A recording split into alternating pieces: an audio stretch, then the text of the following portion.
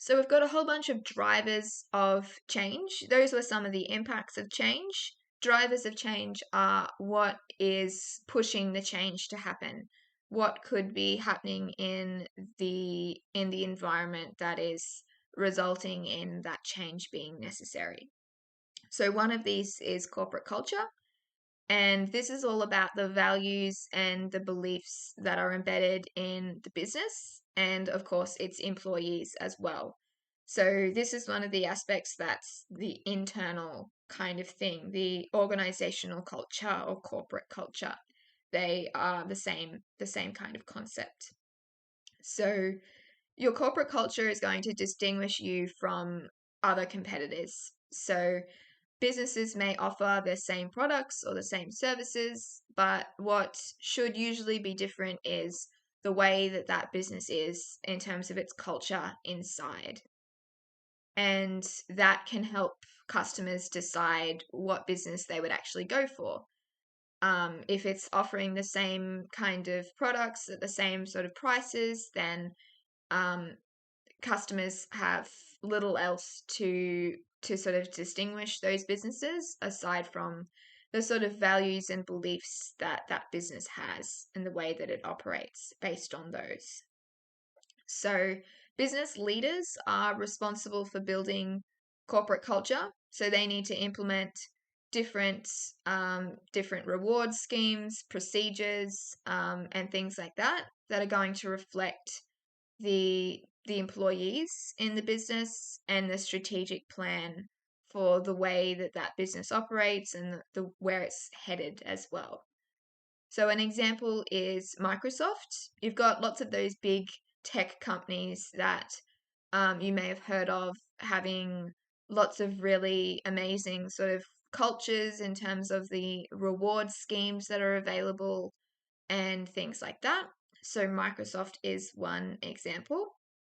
Um, their corporate culture is said to be inclusive, innovative, diverse, and accountable. Diversity is something that's really important these days. We want to have a whole bunch of different people who are reflecting our broader society, and we want to be inclusive of everyone. So that's something that you'll see a lot of when it comes to corporate culture now. Um, and innovation, of course, especially in the tech space, is really important when you're looking at developing technologies and thinking about the future and how to innovate to improve the future. So Microsoft helps to get all of that innovation and foster that innovation by rewarding employees for ideas that are going to contribute to the company's success. And so, according to Comparably, it had the best global corporate culture in 2022. Another driver of change is management styles. So, I mentioned earlier that we were going to look at the different types, and we've got them on screen now. There are four main management styles. But first, what is a management style? So, it is a driving force of change because the approach that management is taking in terms of how it's managing the business and the employees is going to influence the business's outcomes. So you need to really effectively manage change to make sure that the customers are happy, the employees are happy, and any other stakeholders like investors and suppliers and things like that are also happy and are aware of what's happening as well. So, management has to instigate the change, motivate stakeholders, communicate clearly, and manage any employees who are resistant to the change. And we'll look more at resistance to change shortly. That can be something that is really tricky because you can definitely have employees who don't want to see something change, who don't want um, to shift according to the the way that the market is heading. Um, and we'll have a look at some of those shortly.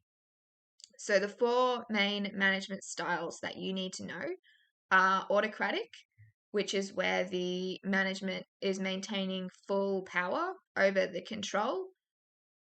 Persuasive, so this is where management is still maintaining power over the change, but they are doing this persuasive kind of process to get co-workers to support the change. Consultative is where we've got management working with stakeholders. So stakeholders are somewhat engaged in the change. They get a voice in the change, but ultimately it's still going to be the management that makes the decision. So these words are all sort of words that you're probably familiar with. That idea of persuasion. You're not actually giving very much. You're not giving people a say or a voice. You're simply trying to get across your ideas to persuade them that you are right. Consulting is actually actively talking with people and listening to them, but ultimately still having control over the way that that change is implemented. And then lastly, we've got participative. So managers and employees are collectively making decisions about the change. All stakeholders are involved, and it's a really integrated kind of system. So we go from one extreme to the other with those 4 management styles. Some examples of management styles. So big companies are often going to need to use an autocratic style because ultimately it's not really possible to have base level employees being involved in the change. When you've got thousands of employees spread across the globe, that would logistically be really challenging. So even if the business wants to be more consultative or participative, that may not really be possible. So McDonald's is an example of that. It has an autocratic management style because crew members are not involved in decision making. And so this helps McDonald's to streamline those processes. And maybe some crew members get some say in things on a more micro level. But in terms of crew members meeting with the CEO, meeting with executives to get a say on big decisions, that is probably not going to be the case. Another example is Boost Juice, and so they have a more consultative approach because the business is actively asking for staff input. So they've got monthly meetings, and managers encourage all staff members to contribute to those team discussions and get across their ideas and their views, and that's all about consulting with those employees, where Boost Juice is still going to make the ultimate decisions, but people get a say and might have an influence on those decisions. So the idea of management can be pretty complex, and when you've got change, as I mentioned, some people are not going to be supportive of that. So there are some important management style elements to try and facilitate change. You need to be a good communicator, so having a clear direction and a vision for the change, and then getting that across to all of the people who care or have power in some way. Liaising with different people, so you need to be able to manage and consult with people during the change. Advocate, so showing why the change is necessary, um, and being, I guess, persuasive in that way. Coaching, so engaging and motivating stakeholders through the change. And part of that as well is being just a good resistance manager.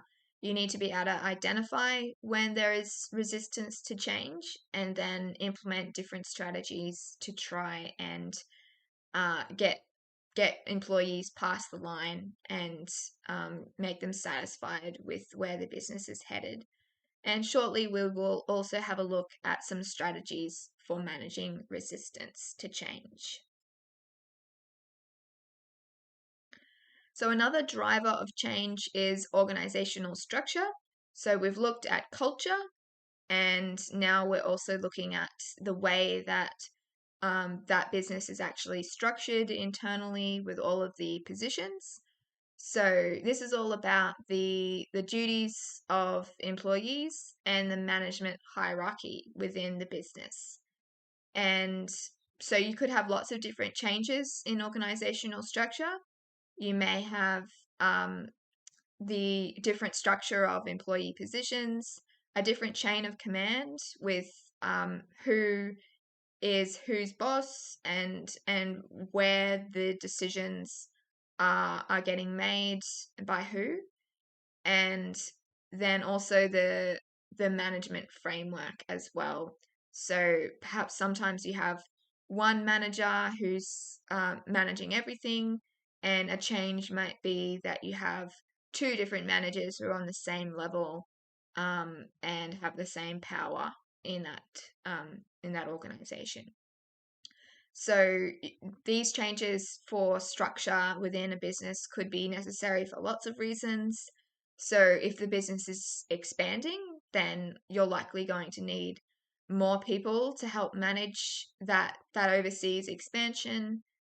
And equally, when a business is downsizing, perhaps you need less management, fewer employees looking after the business. If you're merging with another company or acquiring another company, then those will also have an impact on the way that the business is going to have its structure internally.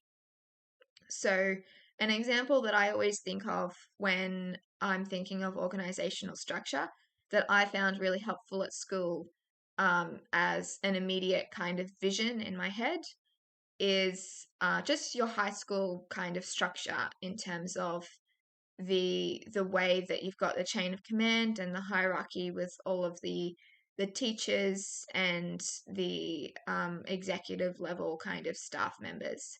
So often we're going to have a principal at the top, and then we'll have deputy principals. Sometimes you may have many deputy principals who are in charge of different areas. Sometimes you may only have one or two.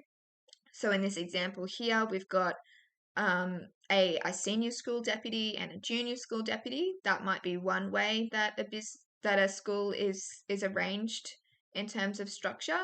These things will depend on the size of the school, whether it's a state school or a private school, because that will influence how it's arranged in terms of funding and things like that to pay the different staff members. And then underneath those deputy principals, you may have the head of departments for different areas. So English and maths and humanities. And again, different schools will be arranged in different ways. So in some schools, you may have just one head of humanities if it's a smaller school. If it's a larger school, maybe you need more people to look after that area because there's lots of subjects within humanities. So instead of having one broader teacher who's in charge of that, you may have a head of accounting, a head of legal studies, a head of history, etc., etc. And then beneath that, in your hierarchy, you may have teachers who aren't head of departments, but just take regular classes, and that is their role in school.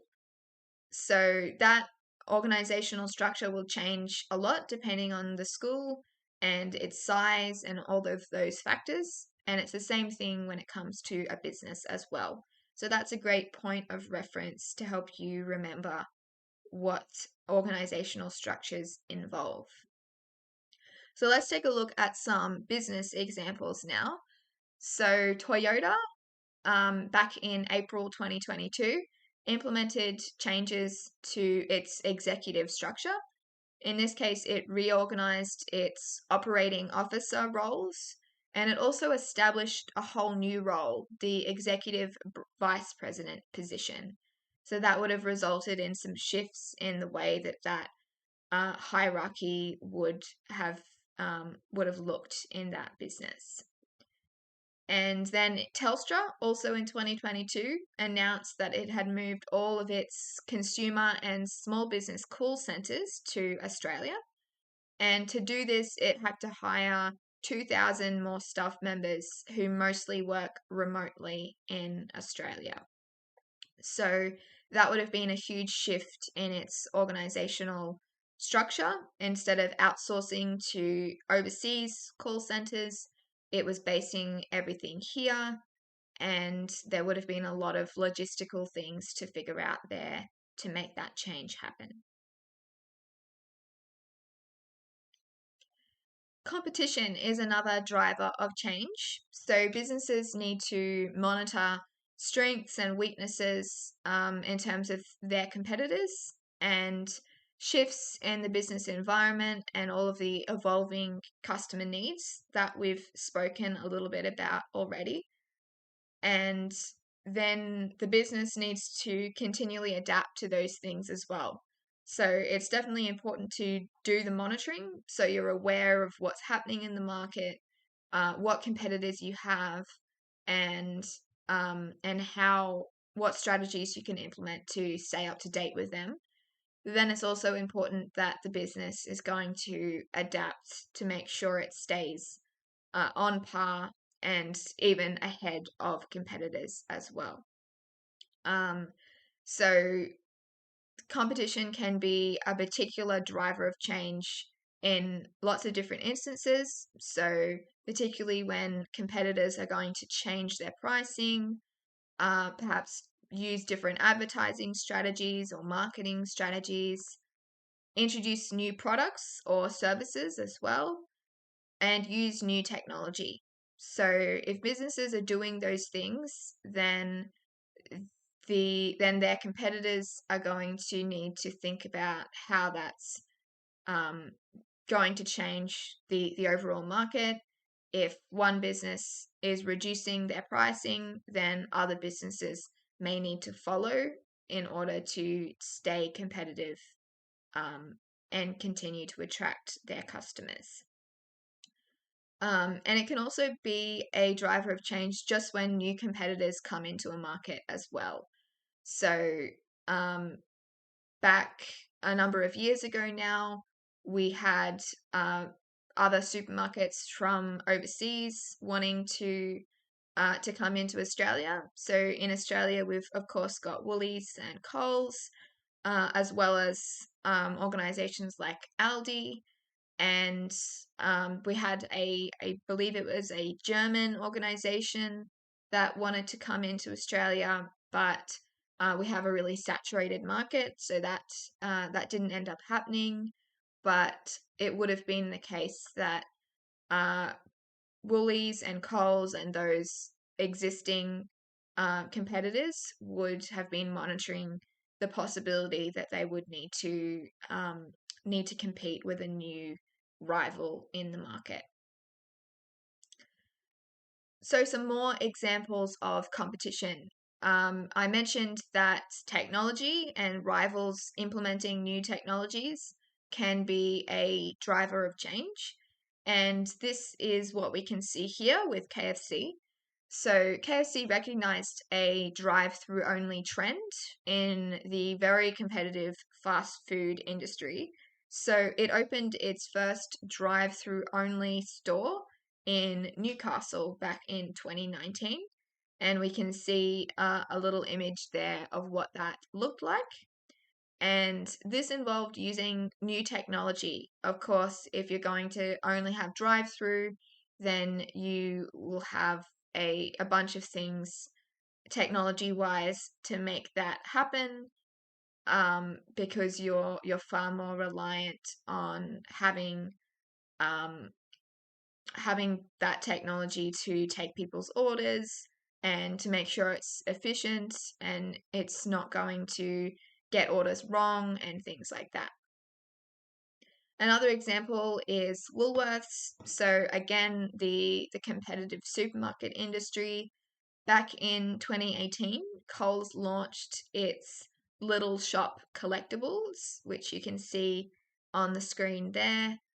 And Woolworths actually lost quite a lot of business as a result of that because it didn't implement straight away its own sort of take on this collectibles trend. So, to remain competitive, Woolworths did end up launching its own collectibles. And since then, both businesses have had lots of different iterations of different collectibles. And of course, that isn't necessarily always straightforward. So, yes, Woolworths did lose customers and did respond by following what Coles was doing. However, then both organizations were also criticized by some people who didn't think that the collectibles were a sustainable strategy and were concerned with sort of increases in plastic and waste and stuff like that, because lots of kids were wanting to collect these little things, and then eventually they were just going to be thrown away and contribute to the environmental problems that we have in today's society.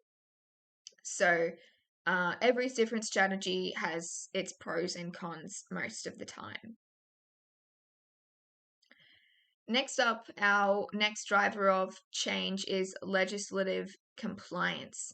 So this one is pretty self-explanatory. When you have federal, state, or local changes in terms of legislation and laws, then businesses need to make sure they're changing accordingly. And if a business doesn't comply with those new laws, then of course you can have fines and a whole bunch of other consequences. So new laws can also compel businesses to make sure they're altering their practices to comply. Laws, policies, regulations, rules, and standards are all words that we can use in this instance to describe things that businesses need to stay on top of. And so one example we've got here is privacy laws. So many of us have likely heard about the Optus data breach that happened in 2022.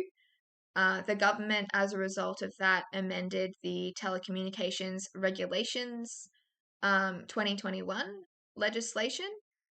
And this meant that Optus could only share limited information with certain organizations, so financial institutions and government agencies.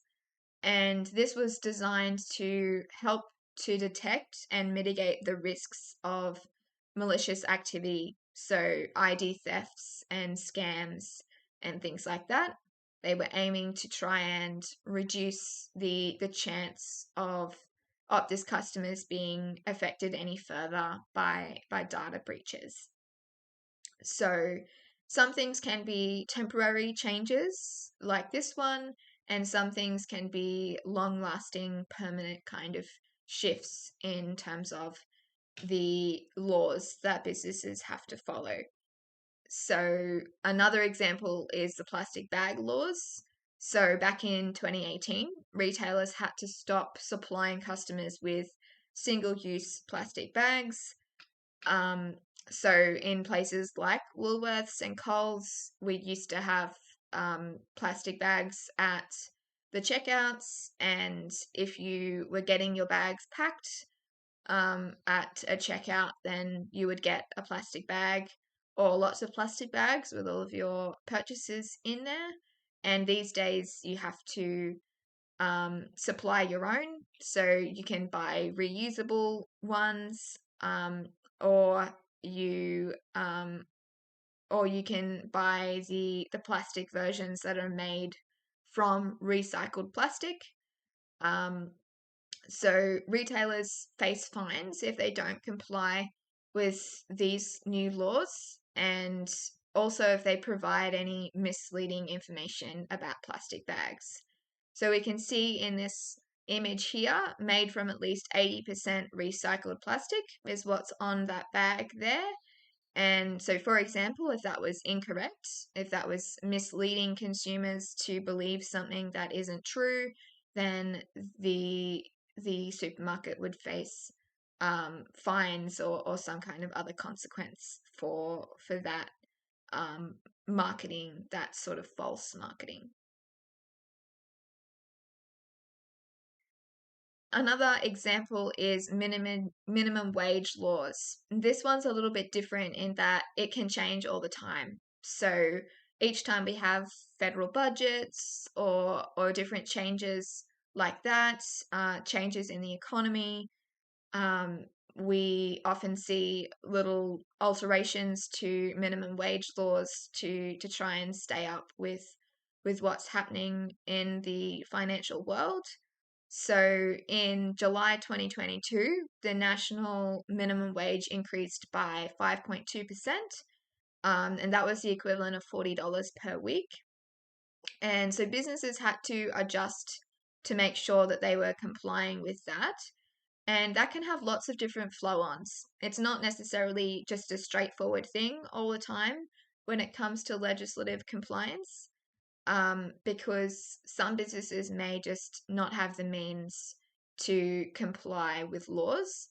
And that means that, for example, in this case, they may need to reduce their staff numbers because they can't sustain the new level of pay for the number of employees that they have.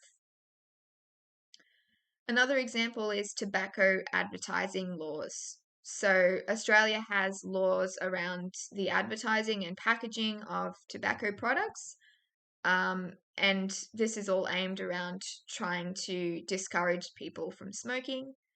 And so, tobacco businesses can't use logos, brand images, or any promotional text on the packaging.